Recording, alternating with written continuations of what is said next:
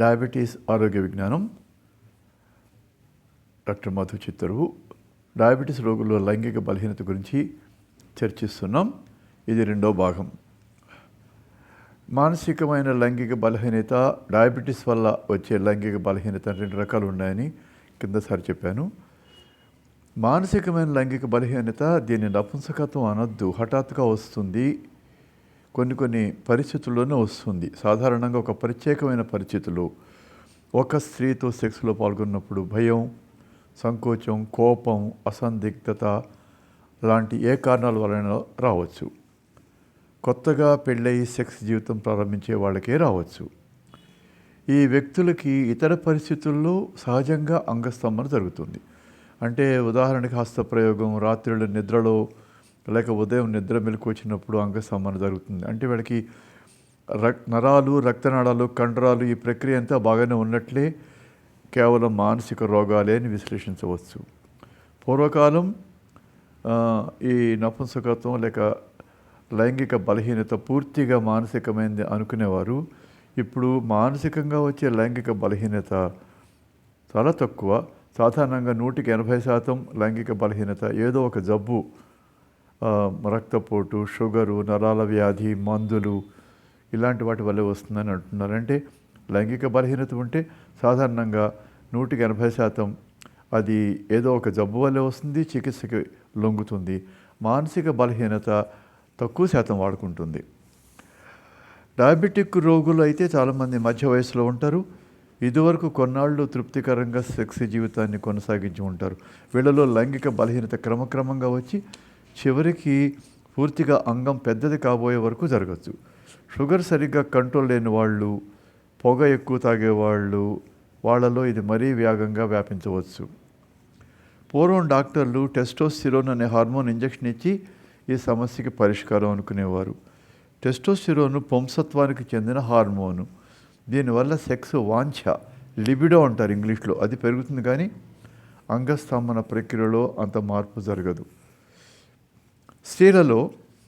స్త్రీలలో కూడా డయాబెటీస్, నరాల వ్యాధి ఉన్నప్పటికీ మగవారిలో ఉన్నంత ఇబ్బందులు బహిరంగ కనపడవు.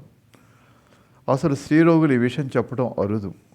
బహుశా సెక్స్లో పాల్గొన్నప్పుడు నొప్పి, లూబ్రికేషన్ లేకపోవటం, సెక్స్ వాంఛ లేకపోవటం, ఈ 3 లక్షణాలే స్త్రీలలో కనిపిస్తాయి. హార్మోన్ రిప్లేస్మెంట్ థెరపీ, యోనిలో వాడవలసిన జెల్లీస్ మొదలైనవి స్త్రీలకి ఉపయోగకరంగా ఉంటాయి. ఓకే, మగవాళ్ళలో లైంగిక బలహీనత అంటూ వస్తే డాక్టర్ ఏం చూసుకోవాలి, ఏం పరీక్ష చేయాలి? మెడికల్ సెక్సువల్ హిస్టరీ అంతా తెలుసుకోవాలి. అంటే ఏ మందులు వాడుతున్నారు, ఏ జబ్బులు, ఎన్నాళ్ళ నుంచి, ఎవరితో ఏ పరిస్థితుల్లో సెక్స్ బలహీనత వచ్చింది, ఇలాగా శారీరక పరీక్ష చేయాలి, అది వైద్యులే చేస్తారు. నరాల పరీక్ష చేయాలి, అంగంలో జబ్బులు, హైడ్రోసిల్ పెరోనియస్ డిసీజ్ అంటే పురుషాంగం, శిష్ణము వంకరగా ఉండే జబ్బు ఒకటి ఉంది, ఇది అరుదైనా. వాటిలో ఏమైనా అబ్నార్మాలిటీస్ ఉన్నాయో చూసుకోవాలి. బెలనైటిస్, పోస్థైటిస్, ఈ అంగం ముందుండే తోలు యొక్క వాపు, ఇలాంటి జబ్బులుంటే కూడా నపుంసకత్వం రావచ్చు. నపుంసకత్వం అంటే అంగస్తంభనలో ప్రాబ్లం రావచ్చు. డయాబెటీస్ పరిస్థితి ఎలా ఉంది, షుగర్ లెవెల్స్ కంట్రోల్లో ఉన్నాయా లేదా? షుగర్ లెవెల్స్ కంట్రోల్ లేకపోతే ఈ పరిస్థితి ఉండొచ్చు.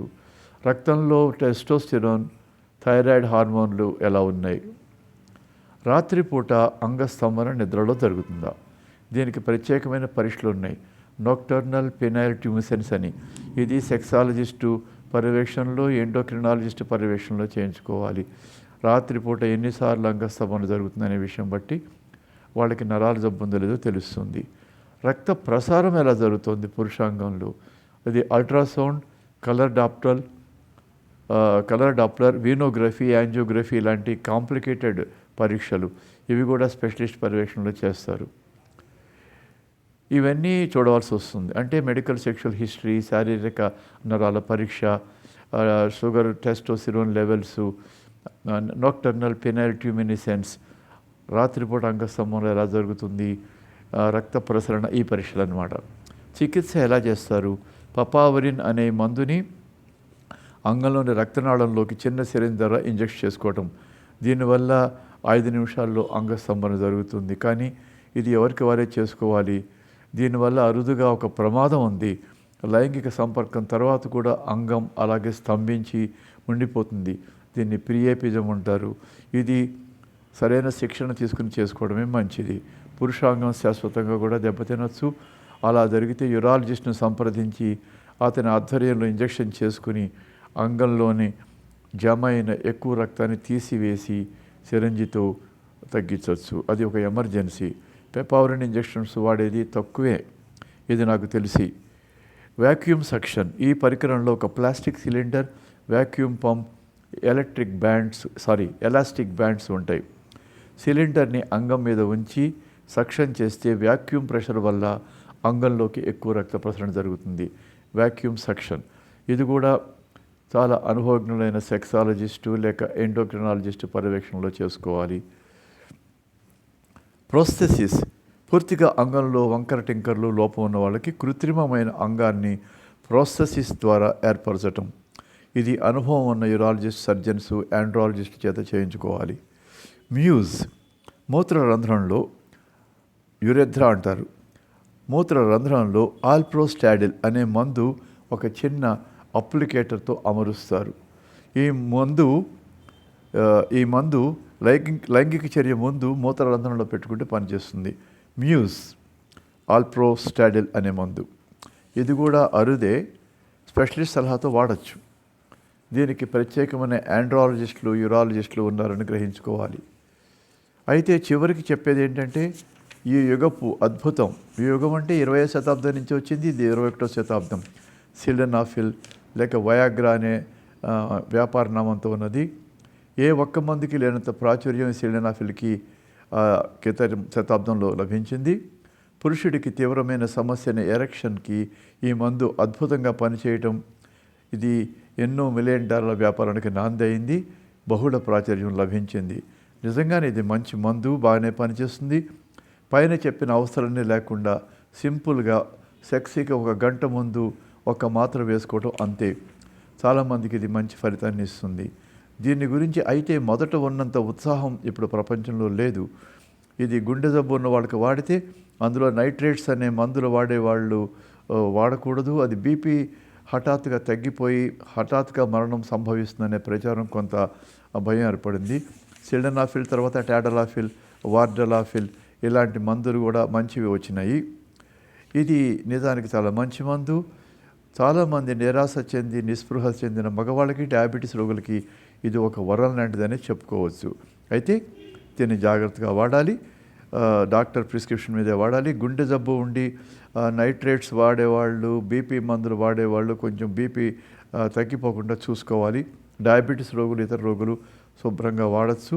ప్రపంచంలో సిల్డనాఫిల్ వాడకం కొన్ని లక్షల మంది వాడితే చనిపోయిన వాళ్ళు చాలా తక్కువ. వీళ్ళందరూ హార్ట్ పేషెంట్లు, ఎక్కువ డోసు వాడిన వాళ్ళు. ఏదైనా సరే అతి ప్రమాదమే కదా. ఇది ఎలా పనిచేస్తుంది? ఇందాక చెప్పిన నైట్రిక్ ఆక్సైడ్, జిఎంపి అంగం కంట్రోల్లోకి రక్త ప్రసారం ఎక్కువ చేస్తాయి. ఇవి నైట్రిక్ ఆక్సైడు, జిఎంపి ఫాస్ఫోడయాస్టరేజ్ అనే ఎంజైమ్ వల్ల నిర్మూలించబడతాయి. ఈ సిల్డనాఫిల్ అనే మందు 5-ఫాస్ఫోడయాస్టరేజ్ అనే ఎంజైమ్ని నిరోధిస్తుంది. దానివల్ల నైట్రిక్ ఆక్సైడ్, జిఎంపిని పెంపొందిస్తుంది. ఇది లైంగిక బలహీనతకి, అంగస్తంభనకి చాలా శాస్త్రీయమైన ఔషధం. డోస్ ఎంత? 25-50 మిల్లీగ్రామ్ ట్యాబ్లెట్ దొరుకుతాయి. ఇవి మన దేశంలో ఎండోక్రినాలజిస్టు, యూరాలజిస్టు, సైకాట్రిస్ట్ యొక్క సలహా మీదే వాడటం మంచిది. మామూలు డాక్టర్లు కూడా ప్రిస్క్రైబ్ చేయొచ్చు. ఇప్పుడు ఆ రిస్ట్రిక్షన్ తీసేశారు. దీన్ని సెక్స్కు ముందు 1 గంట ముందు వేసుకోవాలి. పై చెప్పిన కాంట్రా ఇండికేషన్ అంటే గుండెపోటు, బీపీ ఉన్నవాడు జాగ్రత్తగా ఉండాలి. లైంగిక ఉద్రేకానికి కానీ వేరే రకం స్టిమ్యులేషన్ కానీ వెంటనే పనిచేస్తుంది. దీని అపాయకరమైన లక్షణాలు: గుండె జబ్బు ఉన్నవాళ్ళు, నైట్రేట్స్, బీపీ ఉన్నవాళ్ళు వాడితే బీపీ డౌన్ అయిపోవచ్చు, కార్డియక్ అరెస్ట్ రావచ్చు, దృష్టి నీలంగా కనపడవచ్చు, చాలామందికి తలనొప్పి, ముఖం వేడిగా కావచ్చు.